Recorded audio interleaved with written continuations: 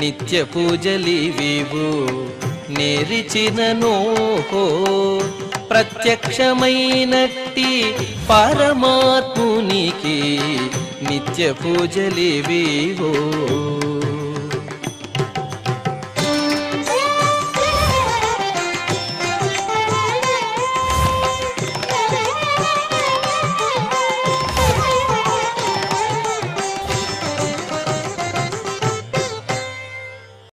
ఓం నమో వెంకటేశాయ.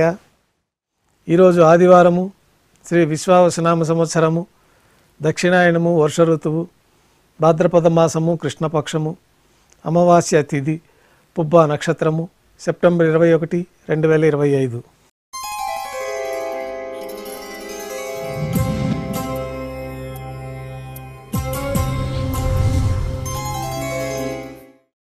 మాధ్యాహ్నిక ఆరాధనలో భాగంగా బంగారు పంచపాత్రలు శుద్ధి చేసుకొని మూలమూర్తికి, ఉత్సవమూర్తులకు ఉపచారాలు సమర్పించి తులసి దళములతో అష్టోత్తర శతనామార్చన నిర్వహించి మాధ్యాహ్నిక నైవేద్యంలో భాగంగా అన్నప్రసాదాలు స్వామివారి ఘంటానాదం మధ్య నైవేద్యంగా సమర్పించి అనంతరం భక్తులని సర్వదర్శనానికి అనుమతిస్తారు.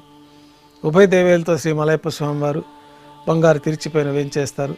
మేళతాళాలతో ఊరేగింపుగా విమాన ప్రదక్షిణంగా సంపంగి ప్రాకారంలో కల కళ్యాణ మండపానికి చేరుకుంటారు. కళ్యాణోత్సవం ప్రారంభమవుతుంది.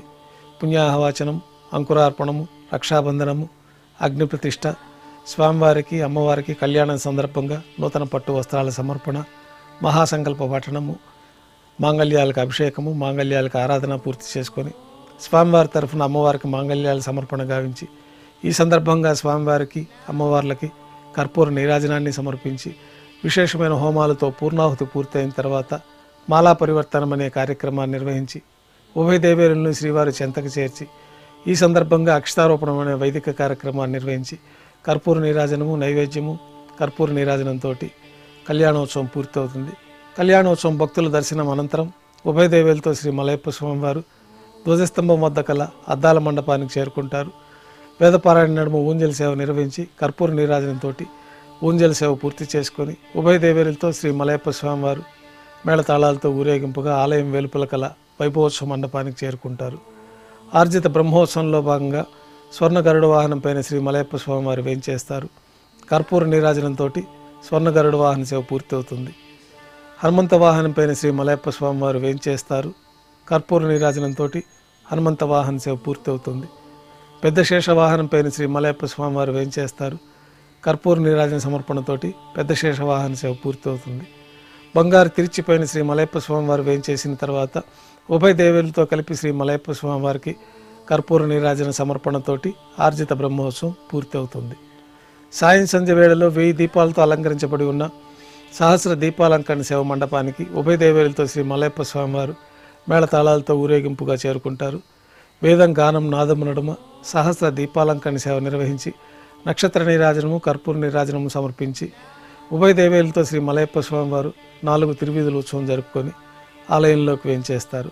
ఆలయంలో నైవేద్యం పూర్తయిన తర్వాత గర్భాలయంలో వేంచేస్తారు. వెంటనే రాత్రి తోమాల సేవ ప్రారంభమవుతుంది. ఉదయం సమర్పించిన పుష్పమాలికలన్నీ సళ్లింపు చేసుకొని గర్భాలయాన్ని శుద్ధి చేసుకొని బంగారు పంచపాత్రలో శుద్ధ జలాన్ని నింపుకొని శ్రీ వైఖానస ఆగమోక్తమైన విధానంలో మూలమూర్తికి, ఉత్సవమూర్తులకి ఉపచారాలు సమర్పించి కొత్త పుష్పమాలికలతో మూలమూర్తికి, ఉత్సవమూర్తులకి అలంకరణ జరిపి చతుర్వేద మంత్రాలతో మంత్రపుష్పాన్ని సమర్పించి నక్షత్ర నీరాజనము, కర్పూర నీరాజనంతో రాత్రి తోమాల సేవ పూర్తవుతుంది.